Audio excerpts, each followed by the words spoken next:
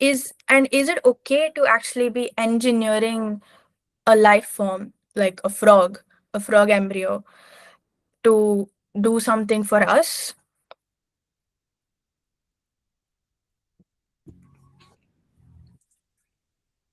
Yeah, would anyone like to answer? You can just unmute yourself. Yeah, I can. I think that depends on what kind of use we're like what we are using it for, or what's our Mm-hmm. intention behind it. Like people can use nuclear energy, for example. I know it's like not a form of life, but Mm-hmm. it can be used to make energy to provide electricity, or like a form Right. of energy to power houses and machines, but it's also used as a form of weapon in war. So that kind of depends what's it being used for. Hmm. Okay, yeah, that makes a lot of sense. So it's using it for benefiting society rather than harming it like as a weapon. That makes sense. Xenopods can be used as a weapon. They can be used for doing for as a bioweapon, for example. So that makes a lot of sense. Would anyone else like to try?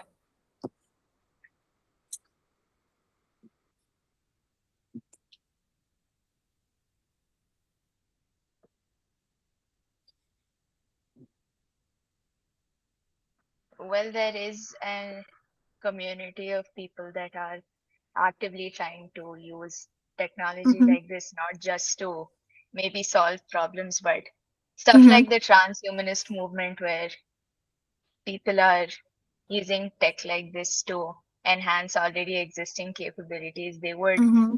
have differing opinions on how far we can Exactly. look in terms of the scope of stuff like this. Yeah, that's a very good point. A lot of people might be wanting to use this for purposes that are not strictly medical. And they might argue that if we have the technology, why don't we use it for enhancing ourselves? I mean, we've practically made the tool, why don't we use it? But then that creates a lot of ethical issues, which we're discussing right now. All right, so let's move on to the next question. This is the last one here. If these are made from our own cells, anthropods, for example, they're made from our own cells. So does that change the way how we think about them? Are they still a part of us, or are they something foreign? And do they have the same rights that we do in terms of, um, like, are they? Is it okay to just create them and destroy them at will, or what do you think?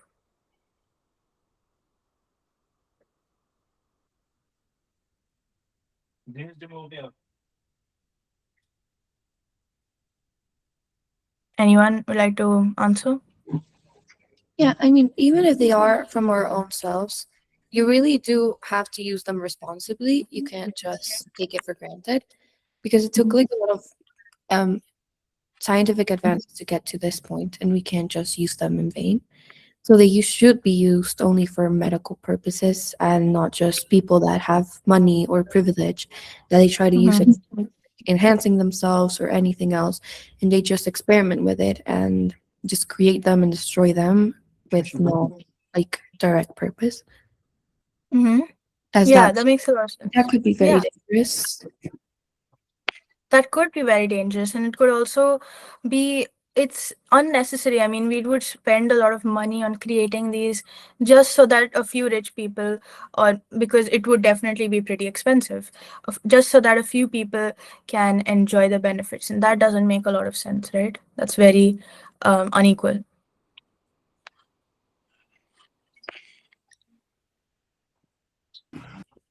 Yeah, exactly.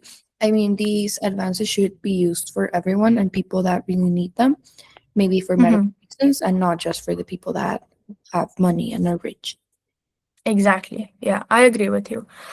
Uh, and another question, it's not on the slide, but it is also an important one. Now, right now, these are pretty like simple. They're not that advanced yet. But if they do become, and they probably will, when do they become like, when do we cross the line between using them just as a tool and treating and them being an organism?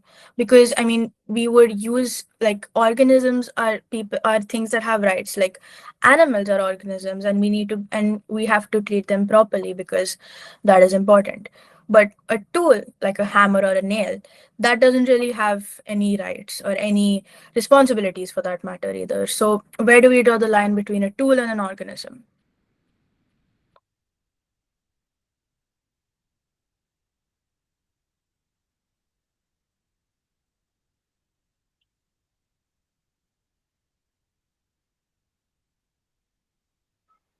I think it depends on like the evolution of the Xenobots because Mm-hmm. right now the Xenobots they just we consider them as tools because first they haven't achieved sentience, like they don't have feelings, they don't really act like a living thing like humans or animals.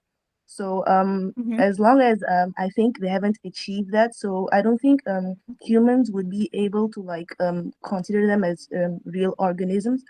But yeah, I think we haven't reached the point where xenobots and anthrobots can be like considered as real organism like animals or humans or something like that.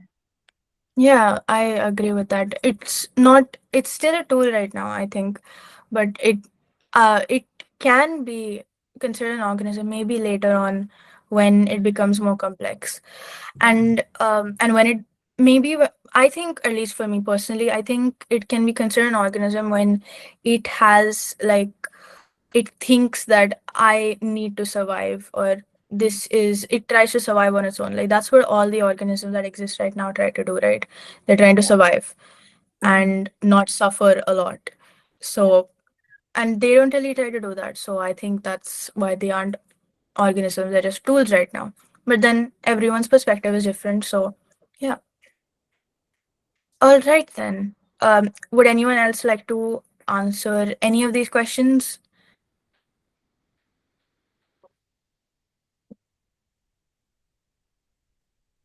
Okay, no problem.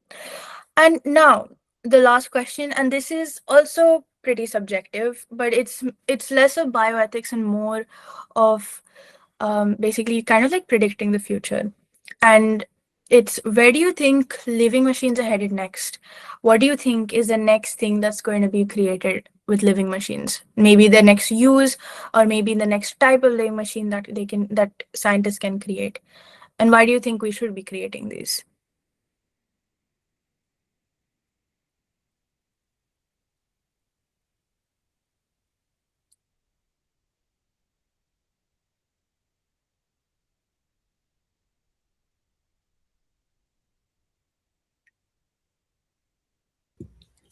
I mean, I believe machines will always be created and innovated to make human life easier and to help humans and Mm-hmm. everything. But I also believe that there had been a lot of scientific discoveries, and these discoveries are moving very fast. So there could be an issue with these getting out of hand a bit and kind of creating something that isn't made for the right purpose or just for the purpose of like helping humans. Maybe they could start. I mean, it has already been speculated and it kind of has already started. For example, with AI, it kind Mm-hmm. of starts to like think for itself. Mm-hmm. So that could be a bit dangerous. But then again, this was as everything was created with the purpose of facilitating human life. Yeah, that makes a lot of sense. A lot of tools we create are, they start off with um like wanting to improve human life. Even the stuff that's we use for war, all the technology like guns and all, that's used for defense. Like they were created for defense, not for always killing people, but just for making sure that you're safe, one community is safe. And but they can often get out of hand, like you said. Maybe not, but in the case of a lot of these tools, it was often the humans in charge who would take it, like who would exploit them. But in the case of living machines, things that are alive, there's also a chance that they can also get out of hand on their own. Not right now because they are very simple right now, but maybe later on, if they get more complex and they are able to, they could also get out of hand then. Right now, the risk is pretty low because they can't really replicate outside if they don't have the materials to. But maybe in the future that is possible. So, what do Yeah. you think? Any other uses for these uh, xenobots and anthrobots, or maybe something like if you could create these with another organism cells, what would you do? Well, I think in my opinion, they could like advance the medicine because xenobots they're actually made from human cells. So Mhm. I think scientists could like make like more complex versions of them, like some that are even able to replicate like organs, real organs of human body, so they could be used for emergencies, like when one would need an organ transplant or something like that. Mhm. Yeah. Yeah, that's a really good one. Regenerating organs, and especially like anthrobots, if they're made from a particular cell, like liver cells, for example, in the case if you need a liver transplant, then they could slowly grow into a full-size liver, or they could encourage your liver to regenerate after it's damaged. And that is a very good possibility. That's a very useful one too, and it's probably even possible. Mhm. Would anyone else like to try? I'd love to hear some new voices, someone who hasn't spoken yet. Maybe would you like to try? Similar to what they mentioned earlier, um, Mm-hmm. I think like living machines would start with like a medical purpose, like a what if, in order to like improve the quality of life, Mm-hmm. and then they develop into like real cellular structures similar to like what we learn about currently, like the embryonic structure and such. Like Mm-hmm. they would develop like that, and then in a few years down the road they might gain human attributes, and they might also have like negative impacts, but Mm-hmm. they start to have like feelings and such as like discussed earlier, because like it's happening with AI, so I think there's also a Mm-hmm. chance of this happening with like living machines as well. Yeah, yeah, that makes a lot of sense. I mean, maybe not in the next few years, maybe after like a few decades, but that is pretty much possible. Yeah, maybe like you said, they could, if they develop memory, if they develop feelings and emotions, maybe we could even find a new way that instead of just having brains and hormones, we could have a new mechanism that stores these emotions, stores the memories, and make you feel a certain way. I feel like I think personally that there are so many different possibilities, so many different things that we could do with these living machines, like not just related to health or the environment. They could also be used for a lot of other things, like I mean also mostly environment and health. Like they could be used to grow plants better, they could be used to improve the soil perhaps, and maybe I don't know, but maybe they could even be used to help colonize new planets that we have if we ever try to. They could prepare the soil, maybe they could prepare the entire atmosphere for humans to live in, for other organisms to live in. And that is a possibility. Not very soon, but maybe in the future. Would anyone else like to say something?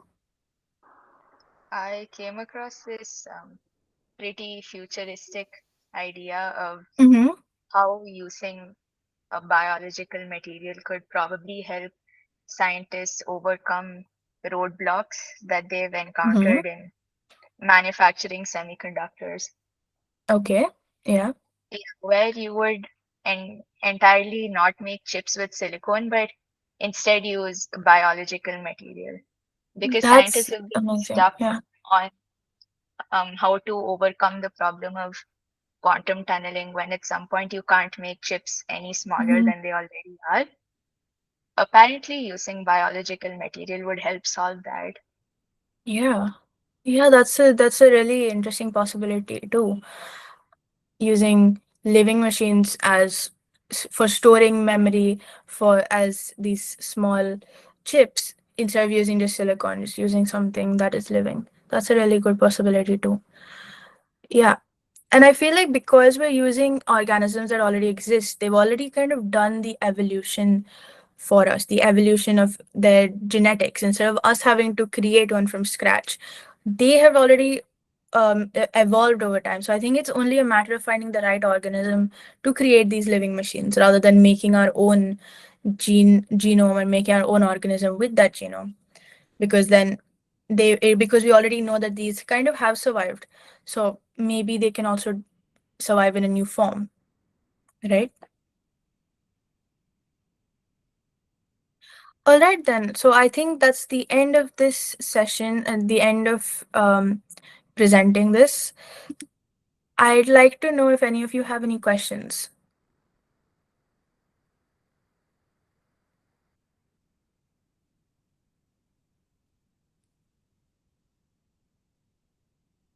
Thank you for all the hearts and the clapping, by the way. I really appreciate it.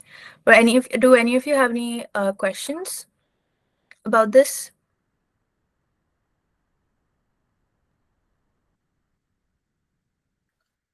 Okay, so yeah. Question.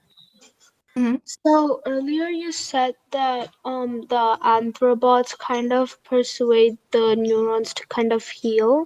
Like how do they Mhm. persuade? Like neurons aren't really like they don't really have a mind of their own. So how does that happen? Okay, yeah.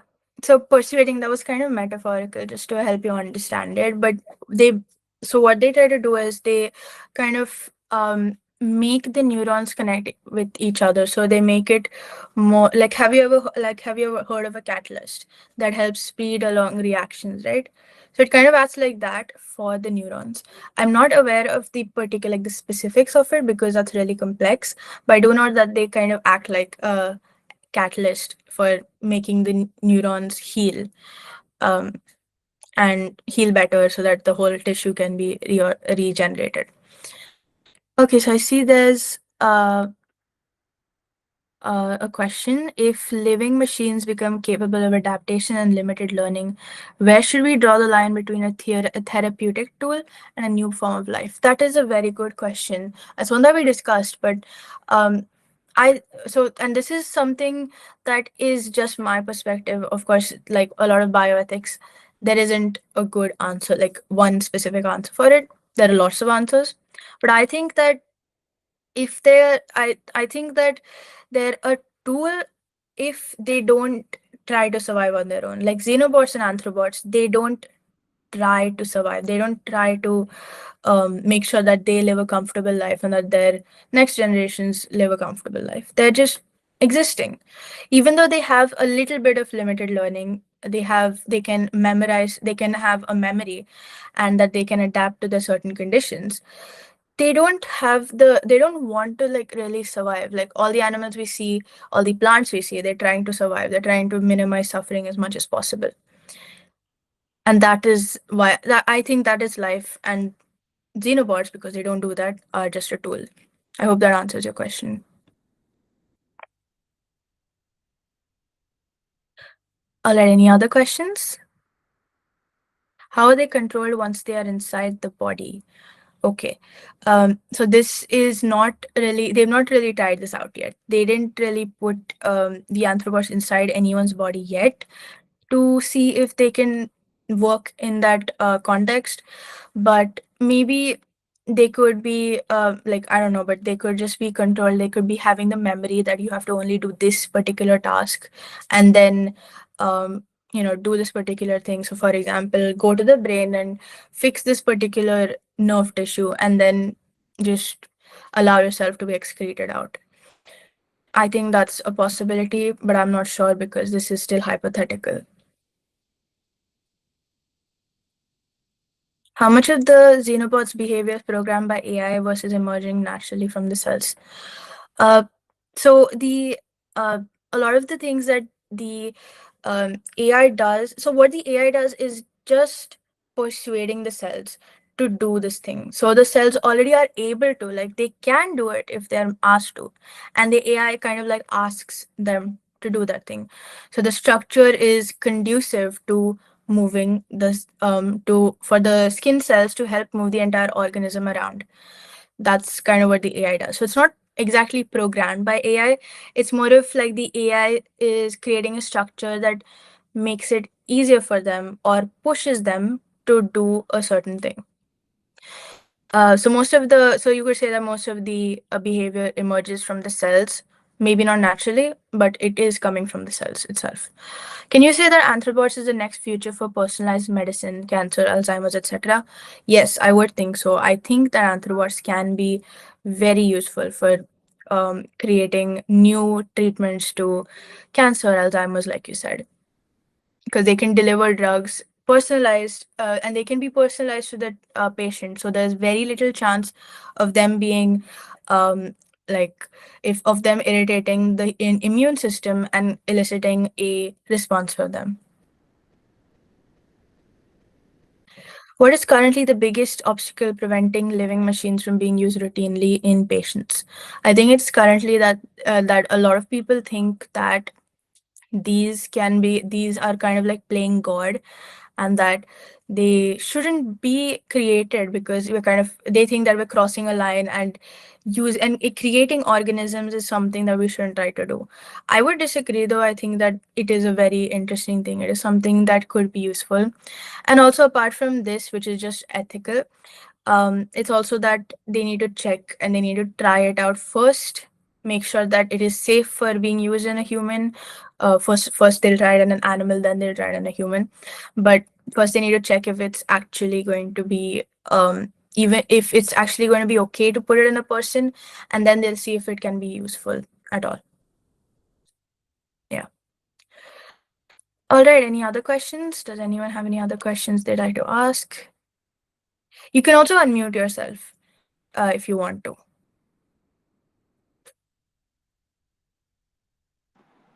Okay. Thank you so much, Anaya, for your insightful session. And if anyone has any other question, okay, there is one more question in the chat box. Okay, yeah. Could AI eventually design living machines without human intervention?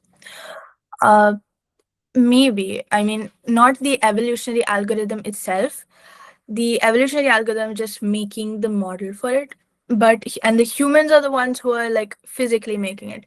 But I think if we design machines like machines that could make these xenobots on their own, um, then which are also powered by AI, then they could also make these machines without human intervention. I think so. So if anyone else has any other questions, you can write to me on email. I'll share my email ID in the chat.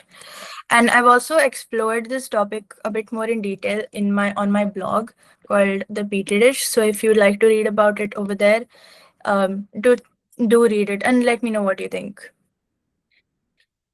All right, thank you so much.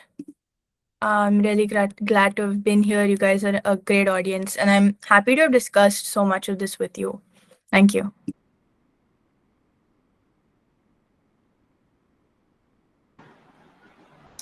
Thank you everyone for joining this session. I think we should end the meeting, and hopefully we will join for another session soon. So see you guys. Take care. Thank you, everyone.